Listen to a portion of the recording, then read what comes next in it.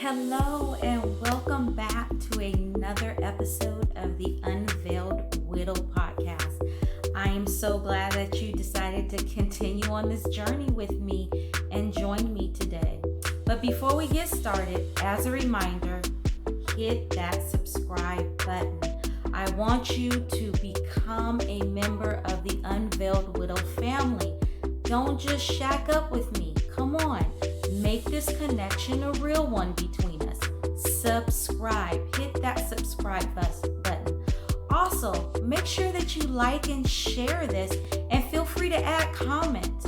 If you know someone that's going through, maybe they are a widow or a widower, or maybe they have just experienced loss, whatever that may be, feel free to like and share this with your friends, with your family, with loved ones, with co-workers. You'd be surprised how many people are experiencing loss, especially during this COVID that we've been going through. But please like, share. I'm getting tongue-tied over here. Like, share, and subscribe. Hit that button. If you watch my last episode, we're going to jump into this episode, which is the journey of my husband's cancer, part 2. So cancer journey part 2. Okay. Last episode, we talked about how his journey initially started in 2016. He, at this point in the last podcast, he has had surgery. He has gone through chemotherapy, aggressive chemotherapy treatment. And for those of you that missed that last podcast, definitely go back and watch that. He does have colon cancer, and this is what we are dealing with, is his journey. Last podcast, we talked about the grace and the favor that God gave him in that first journey of cancer. But then we found ourselves unknowingly having to step into a second journey of cancer, which ultimately led to the passing of my spouse. So let's kind of go into that. So here we are at the end of 2016. My husband's had surgery. He has gone through aggressive chemo treatment, and it seems like he's doing well. Around about November of 2017, maybe a month before that, once again, just like before, hubby was having some issues. He didn't want to go to the doctor, and I urgently made him go. So I want to say it was probably about 2 weeks before Thanksgiving. My husband finally went to the doctor, and because he was having pains in his lower back, so we thought that maybe it could be his kidneys or something like that. So we went in, and yes, it was his kidneys, but it wasn't because he was having kidney problems per se. Unfortunately, it was because his colon cancer had come back, and now there was a larger mass in the area where they had originally removed it, and it was it was causing pressure causing a blockage and causing pressure on his kidneys, which was causing the kidney to bother him, which was the pain that he was experiencing. And this was, again, around about November, a couple of weeks before Thanksgiving. Now, mind you, once again, we were definitely not planning for this. But this is what I will tell you that I did not mention in part 1. I have a sister who I love with all my heart, and everybody who knows me, they know who my sister is that I'm about to talk about. She is a nurse. She has been the nurse for all of my children, even though she was definitely not the nurse at that hospital, but it's just kind of funny story how it always happens. But she's actually an oncology nurse. She's been a nurse for well over 20 some years. She's been in oncology, I want to say, for about 10 to 15 years. And so as we were going through the process in the first part of the journey with his cancer, when I found out the stages, as I mentioned in the previous podcast, I have a family that has been heavy with cancer, so understanding and knowing stages was something that I was very familiar with. But I was not necessarily familiar with fully what to expect with colon cancer. I did have a family member, I should say, have a family member because they are still fighting the battle and doing a great job. And cousin, love you to death if you're watching this. Um, but she had her journey with colon cancer. And so some of the things that she went through, she was able to kind of encourage me through that process as we found out about my husband going through colon cancer and his diagnosis of it. But back to my sister. So, my sister is an oncology nurse. When I found out what stage my husband was, the type of cancer that he was, I immediately reached out to my sister. And we are very blunt with one another. And I said to her, sis, this is where brother's at. I need to know what is the life expectancy at this age, at this stage. I'm sorry, um, because she's dealing with this day in and day out. She's the one who's providing treatments to cancer patients and other patients that are dealing with oncology issues. So she was very blunt with me. She said, sis, do you want the truth? And I said, yes, I want to know the truth. She said, well, first, which I kind of already read, colon cancer is a very aggressive type of cancer, um, especially if you catch it in the later stages and not necessarily in the earlier stages. Which in my husband's case, when we first caught it, he was already kind of in the later stages. He wasn't at stage 4 yet, but he was already in the high later stages of his cancer. Um, and she let me know, here's where, based on the stages, where his life expectancy could be at. So when I found out about um, his cancer now in 2018, here we are, I'm sorry, 2017, a year later, um, he was now at stage 4. His cancer had moved into his lymph nodes. His cancer was now starting to form in other areas. But the doctor still thought, even though he, I would say he was really trying to give my husband hope and more time. Um, and that's something that when my husband passed, that my daughter and I talked about, my oldest daughter and I talked about a lot at his funeral, was time.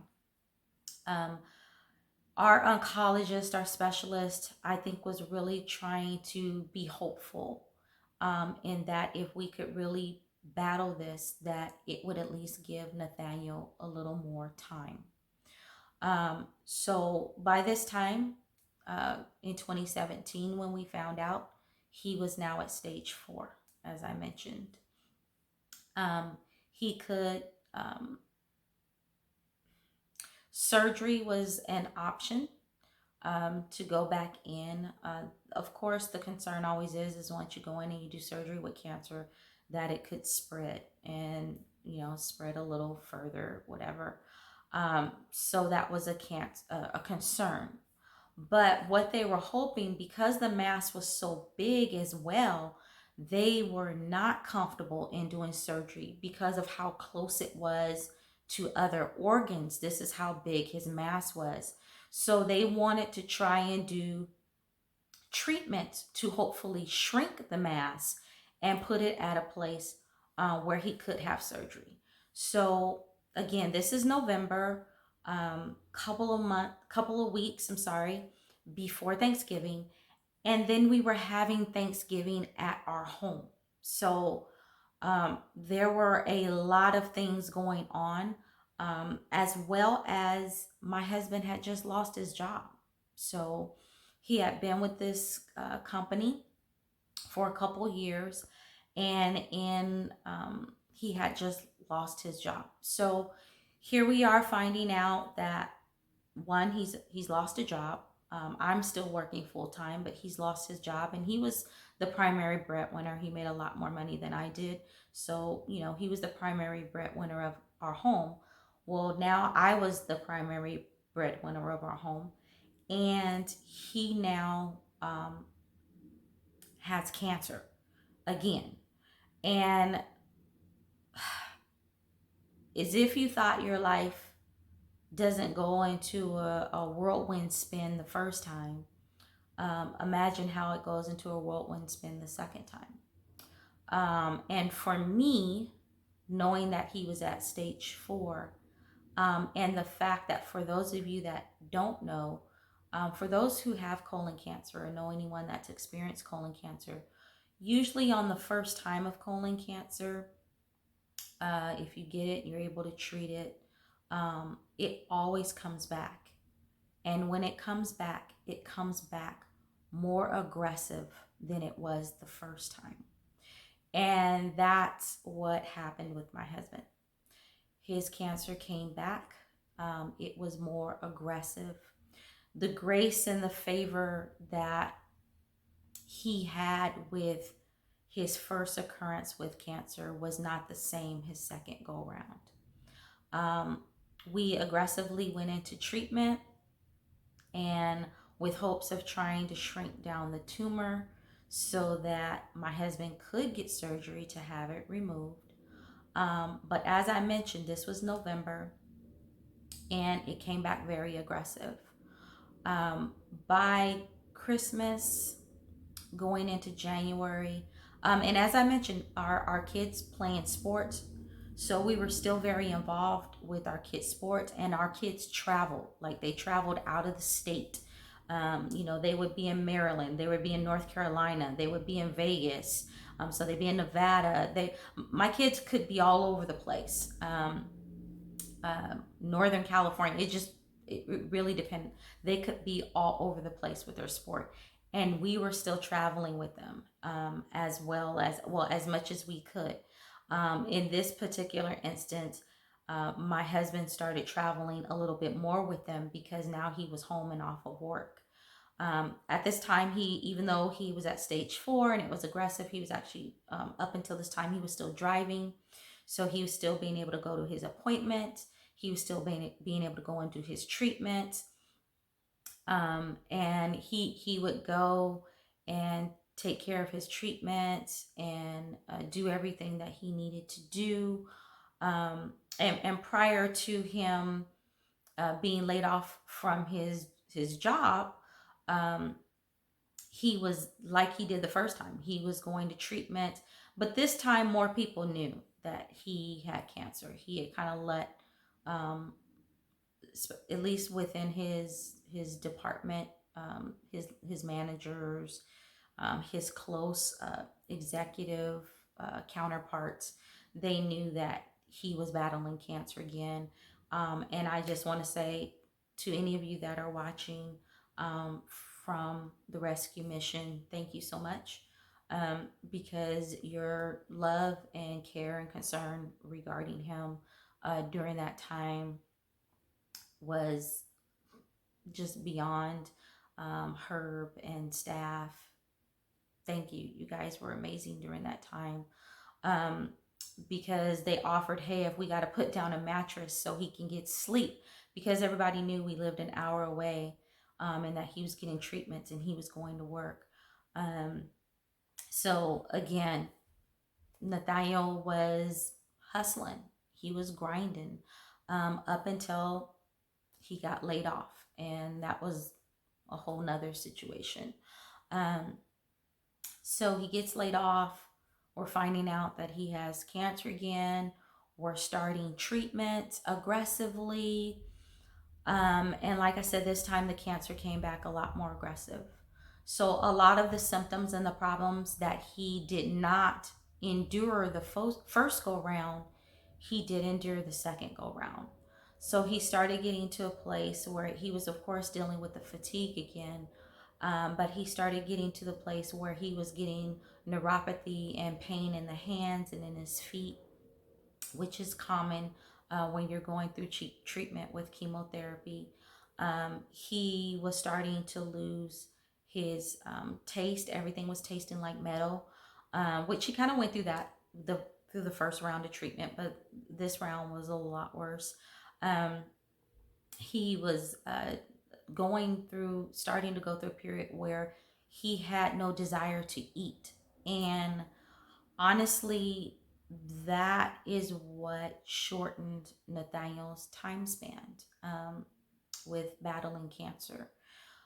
No matter what we did, and those that are going through cancer, you know this, a lot of times you lose your appetite when you're going through treatment. And this time, Nathaniel was losing his appetite, and we were trying everything. I mean, his doctor was like, I don't care what you give him. I don't care if it's full of fat, which is great because with him losing his appetite, that also meant he was losing weight. Now, just to kind of give you an idea, my husband, let him fudge it. He'll say it was like he was 5'7", 5'8". Reality, he's about 5'6", maybe somewhere around there. 5'6", maybe 5'7", but he pretty much hovered around about 220 pounds at that height. As he was going through this second round of cancer, his weight began to drop.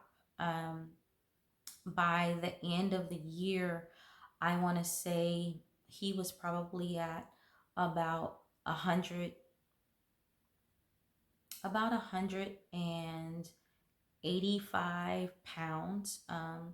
By December, he was at about 185, 87, 185, 187 pounds.